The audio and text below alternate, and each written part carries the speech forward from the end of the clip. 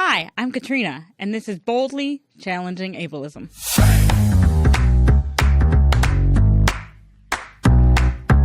I'm your host, Katrina Simons. I'm the Community Program Specialist at the Institute on Community Integration at the University of Minnesota. This program explores various topics that impact people with disabilities in our community. Each episode addresses a different aspect of our society within the context of ableism.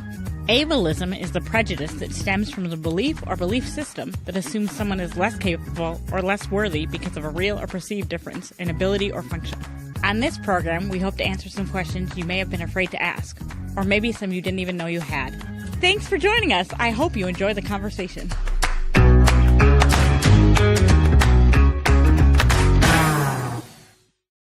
Hi, everybody. For this episode, we talked to Nikki Villavicencio.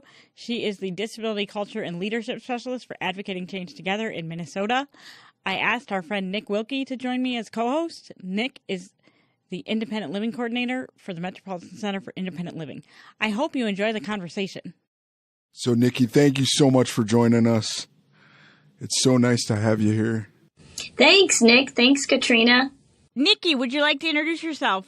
Yes. Hey, everybody. I'm Nikki Villavicencio. I like to use she, her, sha pronouns, and I'm a disability rights and justice advocate. I currently work for Advocating Change Together as our Disability Culture and Leadership Specialist. And when I'm not busy doing that, I chair the Council on Disability. And when I'm not busy doing that, I am the Maplewood City Council member. And you are here to talk about parenting with a disability today. Yes. As I was saying that I'm a mom, and I'm a person with a disability. My disability that I was born with is called arthrogryposis. And it's a joint condition where most of my joints in my body are fixed. And I happen to be someone who uses my feet mostly for everything, writing, eating, and I drive my wheelchair around the community. And as I was saying before, when I'm at home, I like to be out of my wheelchair on the floor. One of the first questions that I think really comes into play when you think about parenting is you've been on this journey with Allie for 12 years, right? What stands out for you, Nikki, like in that span of like different assumptions that the public made about parenting? Yeah, that's a great question, but it's a huge question, right? Like it is. I mean, I feel like when Allie was first born and she was a baby, I feel it was far more dramatic than it is now, in the sense that when we would first go to grocery stores and places like that, people would literally kind of follow us around and ask us strange questions. It happened on the city bus and Metro Mobility many, many times. And, it would just be questions that people would have assumptions about, like, how did you get that child? Is that your child? Did you adopt that child? And sometimes people even ask very personal questions, right? As you can probably guess. And then I think as she has aged, part of what helped is we've lived in the same area for her whole life, which helps, I think, because people get to know us. They see us on the street. They see us on the sidewalk. They see us all the time in the grocery stores and at events and things like that, to the point where now I get interesting comments like, well, how many kids do you have now? What do you do with them all? And how do you, or interesting comments like, well, I feel sorry for your child because they must not be able to get out much. And which any of you who know me and my family know that that's the opposite of what we are. We get out way too much, probably. And you're very social. Yes, we're very outgoing family, and we really thrive in that. That's really what's kept our family going. I think the biggest lesson that I've learned throughout being a mom is like, being a person with a disability, and being born with our disability, and I know you, Nick, and Katrina are both born with your disability, so you could relate to this in the sense that when you're born with your disabilities, you learn to adapt through life, right? And being a parent, it just like exponentially grows that factor, right? Like learning how to adapt can be at an hourly level, right? So I guess that skill just gets really built up. We know, or I know, and I'm pretty sure Nick knows, that Allie knows you have a disability. Did you have to have an official conversation with her, or did it not work out like that? So obviously a lot of you who know me know that I hang out with a lot of folks with disabilities and organize with people with disabilities too. So Allie grew up not just around myself being a person with a disability, but her dad being a person with a disability. And then a lot of our friends having disabilities. And so when she was about 3 years old, she literally looked at Daryl and I and said, "When do I get my wheelchair?" And we were like, "Well, actually, you probably won't get a wheelchair because you can walk." And she's like, "Oh, yeah. And then she goes, "But I want one. I would like one. I like wheelchairs." And we were like, "Well, you get to ride on mom and dad's until you're too big." But now she's 12 and she still tries to ride on my wheelchair. And we've gotten her rollerblades, skateboards, scooters, bicycles, everything you can name that she could ride herself, but she still tries to ride on my chair and Daryl's chair. I mean, I'm totally biased, but your chair and probably Daryl's chair totally would beat rollerblades and a skateboard. Just saying. There's no comparison. 6.5 miles an hour versus half a mile an hour. Yeah, but on her bike, she can get faster than us. That's true, but it's more work. Yeah. Katrina, I love the question that you asked of did Allie come out and ask directly about disability? And when she did that, Nikki, was it a question to both you and Daryl, or did you have to address it first and then Daryl chimed in later, or was it like that good family dynamic? Yeah, I remember the exact day we were at the park on Lake Phelan, and she kind of just said it to both of us, and we were like, we both kind of had the same reaction, well. Do you think dialogue about disability always has come naturally for Allie? I feel like Allie is in a unique situation, probably different than most even kids who have parents with disabilities, in the sense that I work in disability. So she's around the conversations about disability a lot. I mean, I had no child care throughout her life thus so far, child care assistance from the county or anything like that. And so she went everywhere with us. And that meant she went to meetings with DHS. She went to the Capitol. She went to the Olmsted Academy. That's just what we did. And so she has grown up around a lot of the language. And so she has a good sense of being able to talk about it more than probably many adults, especially able-bodied adults. But yeah, I mean, at fourth grade, she was talking about what ableism is at grade school. Well, maybe she could give us some pointers. Yeah, it was an interesting conversation because I got a call from the school saying, yeah, we had a situation with Allie and another girl where the girl thought she was calling her a name, but she said she was being ableist. And we weren't really sure how to talk about that.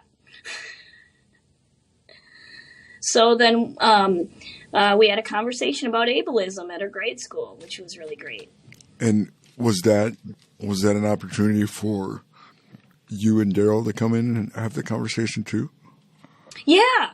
I mean, luckily her grade school was a pretty small grade school. It was about 200 kids, and the principal, all the staff in that school were always very open to us, even surprisingly so.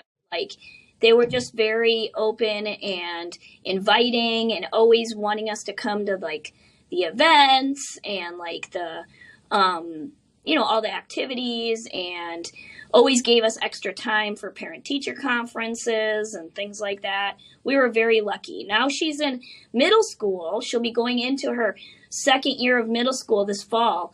And I will tell you, middle school has not been the same experience, but it's much to be expected. Because middle school, a lot of kids don't want their parents to be in their school all the time. So is part of that her developmental stage? I don't think so. I think she would want us to be there more. I just mean the structure is so much different. Her middle school that she goes to now is 1,000 kids, and it's from room to room to room, and she has to carry all her stuff. It's just a whole new ball game, and it's been an interesting adjustment. I would say education wise, for parenting, it's been probably the most challenging for us. So I'm just trying to clarify, is the attitude of the school staff also challenging, or just the new structure? I would say both. Both are challenging. Okay. Yeah, because it's a whole new set of different staff, and because the school is far bigger, they just have a lot more structure of when you come in and come visit, and we're just still trying to develop those relationships with the administration too in that school. For any child, it's a huge adjustment, right? That's just an age where everything is adjusting socially, physically, emotionally, everything. In this stage of her development, it has been interesting to see, and I think it's more obvious now to seeing that because she's been raised by two people with disabilities, her neurodiversity has shown up more, meaning in situations, her perception of life is a lot different than the people around her, and it's become more obvious now that she's getting older. When I think of neurodiversity, I think of autism and ADHD. But it sounds like you might be using the term differently. Can we explore that a little bit? Sure. I guess I meant it in more of a general term of not diagnoses of autism or autism spectrum, but just the fact that the way she thinks is different than her able-bodied counterparts or her other able-bodied counterparts, because she does have some learning disabilities. So she does have an IEP. And so we are experiencing what it's like to go through an IEP system nowadays. And it is a lot different than when I went through it, and a lot more complicated. Can you tell us about something that you do differently because you are parenting with a disability versus parenting without one? Yeah, definitely. So one of the examples that I'm thinking of is when you were cooking the pork chops. Oh, yeah. So cooking. Yeah, we now, so when I did that, that was just in the baby stages of me wanting to have an accessible kitchen. And now we have an accessible kitchen in our apartment, which is really awesome, where most of my things are lower. And so it was an adjustment to try to cook with a toddler being right at your level. I only saw it the one time, but it stuck with me. I do everything on the floor when I'm at home, and I use my wheelchair to get around the world, but I prefer to be on the floor. And for most of my parenting, I feel like that's been a huge asset. Little kids love it when you're face to face with them, right? That's the best way to parent them, is when you're just right on their level. And so for me, I feel like that's a big reason why Allie and I have such a good relationship. But I will tell you, it's been challenging in terms of like, okay, this is for me. Don't touch this because I can, because we're at the same level, we can reach the same things. But I would say that she's like a typical kid, that she pushes the buttons, but we've never had any fires, no major disasters, no cut off fingers or toes. So I think we're doing good so far. Oh, I think you're hitting it out of the park. Yeah. One of the other things that I think is really important too is that you've been a pro at parenting for these 12 years, but as we've mentioned before, that like it's really a process of learn by doing. Trial by fire. Yep. Trial by fire is definitely, I think, but like I was saying before, it's about adapting and like, okay, this doesn't work. Hurry up and try to think of something else that's going to work. I feel like that's a huge part of parenting. I appreciate you both saying that you think I'm a good parent, because I think any parent will tell you they don't feel like good parents. That has nothing to do with disability. Right. But I think we've also established too that like the ability to like, stop, start, change is probably more ingrained because of figuring out, being in a world where you got to use your disability head just to try to navigate down the street. Definitely. A lot of times what stops people from doing things is that they're not used to having to break down those barriers, right? And so being a parent, I had to learn to be comfortable with doing things I don't see other people doing. And I think that was really challenging. Like I said, I had to bring Allie to the Capitol a lot of times. And a lot of times I would feel certain ways about that. And one of my friends actually said to me, but what if it was comfortable for people to bring their families to the Capitol? Wouldn't that make the Capitol probably a better place? Yep. I would say yeah. It's not a hard answer. Yep. Yeah. And when they said that, it made me feel a lot better, because it was like, here I was in a environment that it doesn't usually have children unless it's like a special occasion or something. But we're talking about really human and child and children and family issues. So it was quite ironic a lot of times. I remember when you were pregnant with Allie, because that's how long we've known each other. And I remember people had the strangest questions about how you would bring her into the world, how you would parent her after she is brought into the world, how you would navigate barriers that might not even happen. But I'm wondering if it ever sort of bothered you that people had that many questions about how you would manage pregnancy, birth, and parenting. I would say I have moments where it bothers me, but I don't think it like overall bothers me.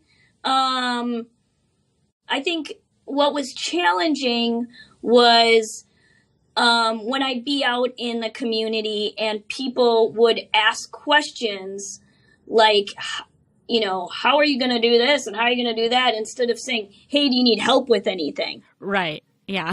That was always kind of like, okay, you see me struggling here, but you're more interested in knowing how I do everything than actually me being a regular person and needing a little bit of assistance here.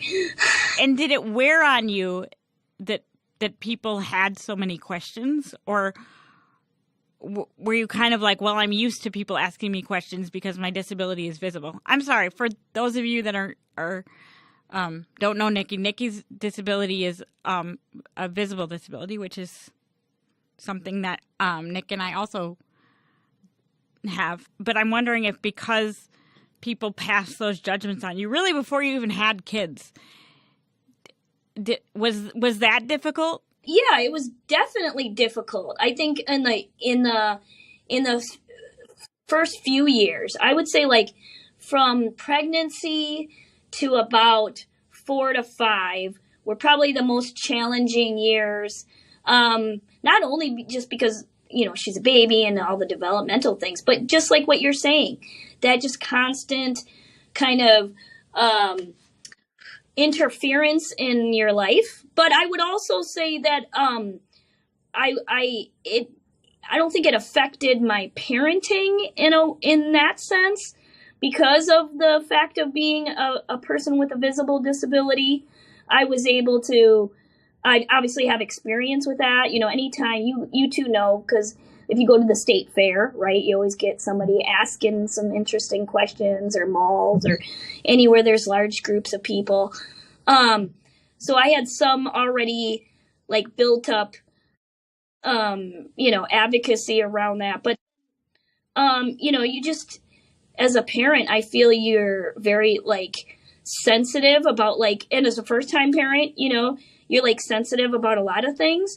But then like that adapting at like 5, 6, 7, I feel like that adaptive quality kind of kicked in. You're talking about adaptability? Yeah, just the adaptability of having a kid, and also her being able to communicate. She herself is a very good communicator, and so as she grew, I think when people would start asking questions, she would just be like, "Oh, I do it like this," or "Yeah, my mom," you know what I mean? I think that helped a lot, especially like other kids at school would ask her questions, and she would have to answer them, and a lot of times she would tell me about it, but she never seemed fazed by it. That was the interesting thing.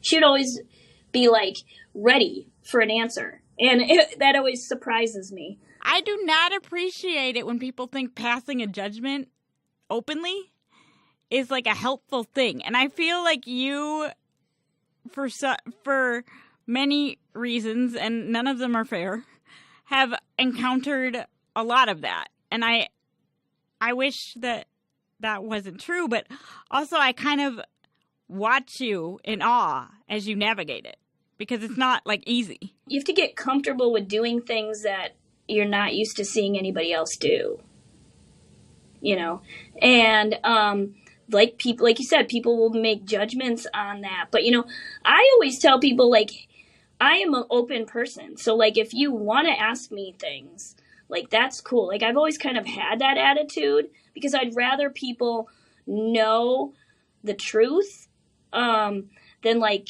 guess.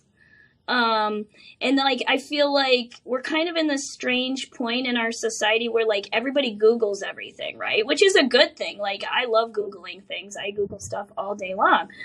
And I do appreciate people who do try to put like some research in themselves and like look things up. But then also that can be scary too, because like you don't know what sources they're looking at. And like, even if you tell them like what your disability is, they may look at like 5 other different strands of the disability that you may or may not have. And so I would just rather be like, hey, let's talk about this. Yes, people have assumptions, but yeah, I guess that's the only way we move forward, right? Is like busting through those. And if any of you know, I know you two know my partner, but he loves busting through those type of barriers. Nikki's partner's name is Daryl. And is that okay that I said that, Nikki? Yes. But he has a very large power chair, so I'm picturing him, barreling through, because he could do it. He could barrel through a wall if he really wanted to. I had this vision of when I was pregnant, like not having to have everybody carry my baby around. Yeah. Like, I wanted the ability to carry her around myself, like go on a little walk together. Yeah. And things like that. And so I went to Gillette and I was like, hey, can you try to attach a car seat to my wheelchair? And they're like, we could figure it out. And I was like, really? Wow. And then so we bought a car seat. They adapted it.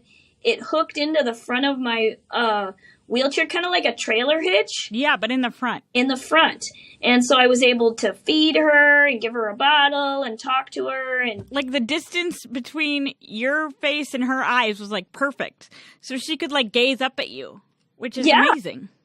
Like a baby buggy. Yeah. I'm still very thankful that I even had that, because I don't know if you all know, but I had to get that certified through the DOT to be able to ride it on the bus too. Oh my. Oh yeah, because it was like an added thing.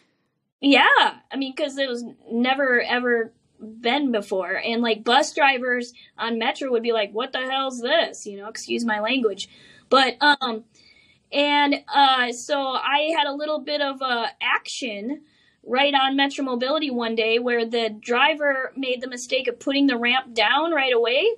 So I backed my chair on the lift with the car seat attached, said, "Well, I'm not getting off the ramp now until you bring a supervisor down here," because he was like, "Well, you got to take the car seat off the wheelchair and put it on the seat." I said, "No, I can't. It's not made to sit on the seat. It only is made to sit here."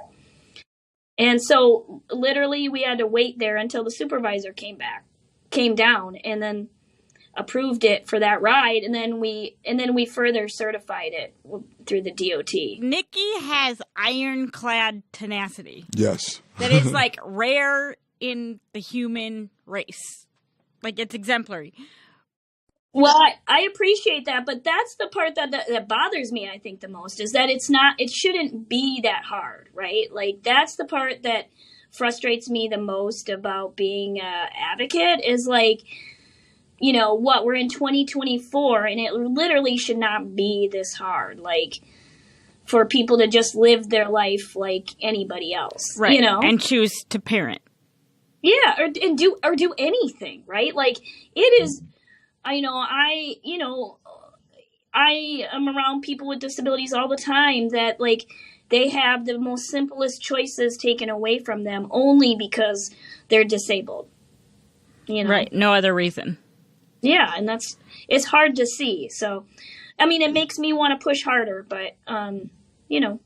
We want to thank you so much for coming, Nikki. Well, thank you both so much, too. It's always good to see both of you. I've known you for a long time, and I hope maybe one of you may become a parent someday, hey? Hey, I hope it's Nick. Because I don't think it's going to be me. I love this moment. Thanks, everybody, for listening and bearing with us. We hope you have a great day, and we'll see you next time. Take care, everybody. Boldly Challenging Ableism is a co-production of AM 950, the progressive voice of Minnesota, and the Institute on Community Integration at the University of Minnesota. For more information, please visit ici.umn.edu.